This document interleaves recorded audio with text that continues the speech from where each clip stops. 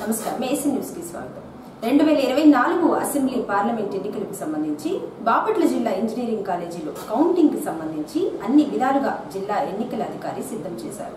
అద్దెంకి నియోజకవర్గానికి సంబంధించిన ఎన్నికల కౌంటింగ్ కూడా బాపట్ల జిల్లా ఇంజనీరింగ్ కాలేజీలో జరగనుంది. అద్దెంకి నియోజకవర్గంలో మొత్తం 2,44,057 ఓటర్లు ఉండగా అందులో 2,18,077 ఓట్లు పోలయ్యాయి. మొత్తం 298 పోలింగ్ బూత్లు ఉండగా 22 రౌండ్లు లెక్కింపు చేయనున్నారు. అలాగే పోస్టల్ బ్యాలెట్ ఓట్లు మొత్తం 1,579 ఉండగా 1,354 బ్యాలెట్ ఓట్లు పోలయ్యాయి. మంగళవారం ఉదయం 8 గంటలకు పోస్టల్ బ్యాలెట్ లెక్కింపు ప్రారంభం కానుంది. తదుపరి రౌండ్ల వారీగా 22 రౌండ్ల చొప్పున ఈవీఎంల ద్వారా కౌంటింగ్ చేయనున్నారు. ఎన్నికల కౌంటింగ్ నేపథ్యంలో అద్దెంకి నియోజకవర్గంలో అన్ని మండలాల్లో సోమవారం సాయంత్రం 5 గంటల నుంచి బుధవారం ఉదయం వరకు 144 సెక్షన్ పోలీస్ 30 యాక్ట్ అమలులో ఉంది. ప్రజలు ఎవరు అవసరం ఉంటేనే బయటికి రావాలని, లేని పక్షంలో ఇళ్లలో ఉండాలని పోలీసులు సూచించారు. కౌంటింగ్ నేపథ్యంలో అద్దెంకిలో ఉన్న షాపులన్నీ బంద్ కానున్నాయి. ప్రజలందరూ సహకరించాలని పోలీసులు తెలిపారు.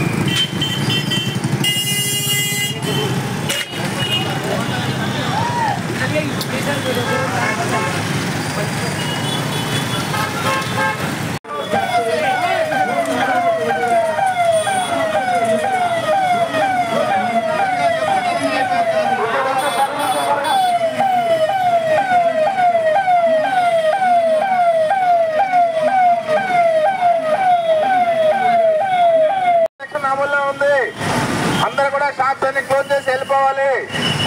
కౌంటింగ్ సందర్భంగా 144 సెక్షన్ అమల్లో పెట్టారు. పబ్లిక్ ఎవరు కూడా గుమ్ముకూడి రాదు. నలుగురు మించి ఎక్కడ కూడా ఏ కూడల్లో కూడా జనాలు గుమ్ముకూడి ఉండరాదు. ఆ షాప్స్ క్లోజ్ చేయమా, కూరగాయల షాప్ క్లోజ్ చేయి, తొందరగా క్లోజ్ చేసి ఎవరు రోడ్ల మీద ఎవరు తిరగకూడదు. 144 సెక్షన్ అమల్లో ఉన్నందున షాప్స్ అన్ని కూడా క్లోజ్ చేయాలి.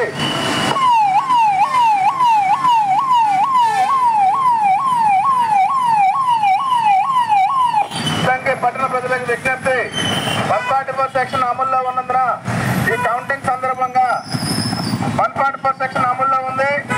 అందరూ కూడా షాప్స్ అన్ని క్లోజ్ చేసేసి ఇది రేపటి వరకు అమల్లో ఉంటుంది. అందరూ కూడా ఇళ్ళకే పరిమితం కావాలి. ఎక్కడ కూడా ఏ సెంటర్లో కానీ ఏ కూడల్లో కూడా నలుగురికి మించి ఎక్కువగా ఉండకూడదు. గుమ్ముగూడి ఉండరాదు. అలా గుమ్ముగూడినట్టు వారి మీద కేసులు కట్టబడను. దయచేసి అందరూ ఈ యొక్క ఆర్డర్స్ ను పాటించవలసిన కోరుతున్నాం.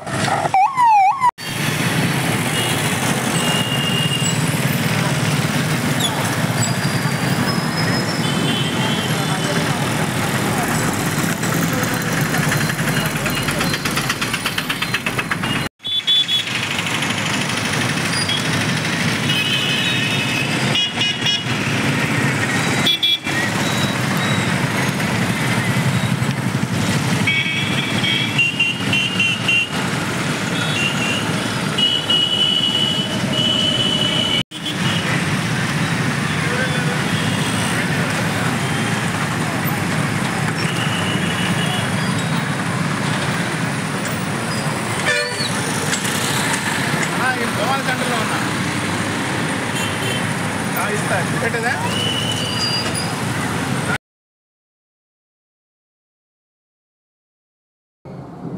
పంగులూరు మండలం నార్నవారిపాలెం వద్ద జాతీయ రహదారిపై సోమవారం గుర్తు తెలియని వాహనం ఢీకొని 2 దుప్పిలు మృతి చెందాయి. సుబాబుల తోటలో నుంచి 2 దుప్పిలు రోడ్డు దాటుతూ ఉండగా గుర్తు తెలియని వాహనం ఢీకొట్టడంతో స్పాట్లోనే మృతి చెందాయి. పంగులూరు మండలం పోలీసులు స్పాట్కు చేరుకుని పరిశీలించి అటవీ శాఖ వారికి సమాచారం ఇవ్వగా Vetapalem forest section officer Johnson చేరుకుని మృతి చెందిన దుప్పిలను పరిశీలించి స్వాధీనం చేసుకుని పంగులూరు మండలం పశు వైద్యాధికారిచే పోస్టుమార్టం నిర్వహించి వాటిని దహనం చేశారు. ఈ సందర్భంగా ఆయన మాట్లాడుతూ పంగులూరు మండలం చుట్టూ ఉన్న పొలాలలో నల్ల దుప్పిలు, జింకలు ఎక్కువగా తిరుగుతున్నాయని, వాటికి ఎవరు హాని కలిగించేందుకు ప్రయత్నం చేసినా అటవీ శాఖ చట్ట ప్రకారం చర్యలు తీసుకోవాల్సి వస్తుందని జాన్సన్ చెప్పారు. ఎక్కడైనా వన్యప్రాణులు తిరుగుతున్నా మృతి చెందిన వెంటనే అటవీ శాఖ అధికారులకు తెలియజేయాలని సూచించారు. సోమవారం సుబాబుల తోటలో నుంచి 2 దుప్పిలు రోడ్డు దాటుతూ ఉండగా గుర్తు తెలియని వాహనం ఢీకొట్టడంతో స్పాట్లోనే మృతి చెందాయి. సీసీ కెమెరాల్లో వాహనం పరిశీలిస్తున్నారని జాన్సన్ చెప్పారు. నమస్తే అండి, నా పేరు Y Johnson, forest section officer, Vetapalem section. ఈరోజు తెల్లవారుజామున police patrolling, national highway police patrolling వారు మాకు ఫోన్ చేసి ఇట్లా 2 చుక్కల దుప్పులు నార్నవారిపాలెం దగ్గర హైవే మీద గుర్తు తెలియని వాహనం ఢీకొని చనిపోయి ఉన్నవని తెలియపరిచినారు. మేము వెంటనే మా సిబ్బందిని తీసుకొని సంబంధిత స్పాట్కి వచ్చాము. 2 దుప్పులు చనిపోయి ఉన్నవి. వాటికి ముప్పవరం గవర్నమెంట్ డాక్టర్, పశువుల డాక్టర్ గారితో పోస్ట్ మార్టం చేసి వాటిని తీసుకువెళ్ళి మేము నాగరాజుపల్లి ఆర్ఎఫ్ నందు దహనం చేస్తామండి.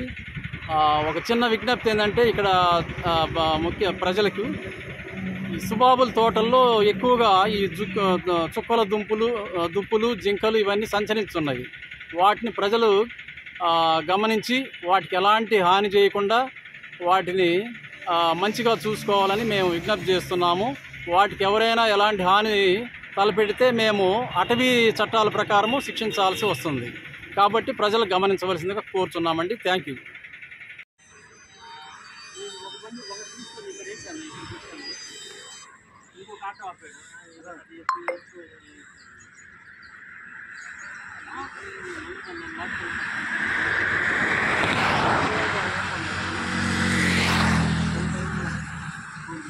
సరిపోయిద్దా? 22 సెకండ్లు, 23 ఆపలేదు.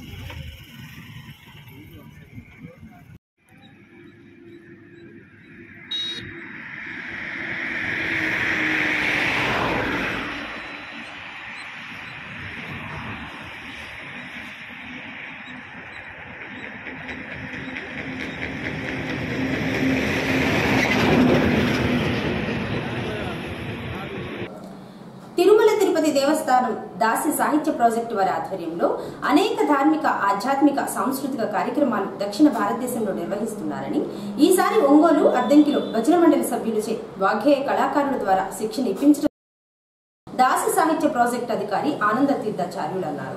సోమవారం ఆనంద తీర్థాచార్యులు అద్దంకి రాగా పోలీస్ స్టేషన్ దగ్గర ఉన్న అన్నమయ్యాచార్యుల విగ్రహానికి పూలమాలలు వేసి నివాళులర్పించారు. అనంతరం ఆయన మాట్లాడుతూ అద్దంకిలో ఏర్పాటు చేసిన శిక్షణ కార్యక్రమానికి దాదాపు 1500 మంది హాజరు కావడం, వారందరికీ శిక్షణ ఇచ్చారని, ఇక్కడ కార్యక్రమం విజయవంతం కావడానికి చెన్నుపల్లి నాగేశ్వరరావు ఎంతో కృషి చేశారని, ఒంగోలులో ఏర్పాటు చేసిన శిక్షణ కార్యక్రమానికి కూడా 1500 మంది హాజరయ్యారని ఆనంద తీర్థాచార్యులు చెప్పారు. టీటీడీ దాసి సాహిత్య ప్రాజెక్టు వారి ఆధ్వర్యంలో ప్రతి సంవత్సరం అద్దంకిలో ఎన్నో రకాల ధార్మిక, ఆధ్యాత్మిక, సాంస్కృతిక కార్యక్రమాలు నిర్వహిస్తున్నారని, నాగేశ్వరరావు ఏ కార్యక్రమం చేసినా ఎంతో విజయవంతంగా చేస్తూ ఉంటారని, అద్దంకిలో ఎంతో ఆసక్తిగా పురంధరదాసుల వారి విగ్రహం, అన్నమయ్య విగ్రహం ఏర్పాటు చేయడం సంతోషంగా ఉందని ఆనంద తీర్థాచార్యులు పేర్కొన్నారు. పురంధర గురుం వందే దాసశ్రేష్టం దయానిధి. మన తిరుమల తిరుపతి దేవస్థానములు దాస సాహిత్య ప్రాజెక్ట్ ద్వారా అనేక ధార్మిక, ఆధ్యాత్మిక, సాంస్కృతిక కార్యక్రమాలు ప్రతి ఏటా దక్షిణ భారతదేశం అంతా నడిపిస్తుంది.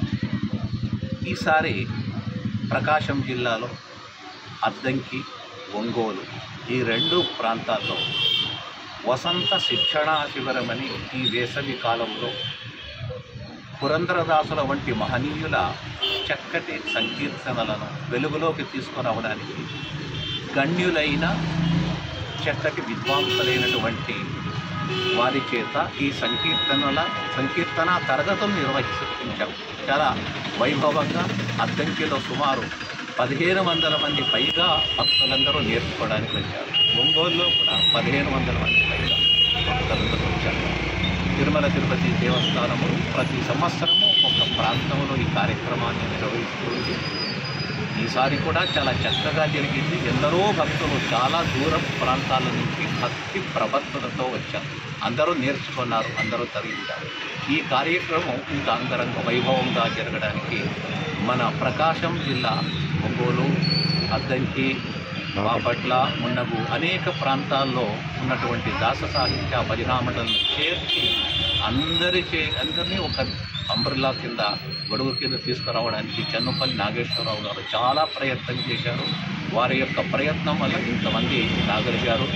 వారి యొక్క ఈ భారము వారి భుజస్కంధాలపైన వారి పరివారము, వారి యొక్క అనుయాయులు ఎవరైతే ఉన్నారో వాళ్ళందరూ ముఖ్యంగా వాళ్ళకు అన్ని విధాలా సహకరించే నకూరి కోటేశ్వరరావు దంపతులు, వారు అందరూ వారి కుటుంబ సభ్యులే కాక ఎంతోమంది భక్తులందరూ దీనికి సహకరించి ఈ కార్యక్రమాన్ని చాలా దిగ్విజయపరిచారు. అందరికీ కూడా వెంకటేశ్వర స్వామి ఆయురారోగ్యాన్ని మనం కలిగించాలని ప్రార్థిస్తున్నాం.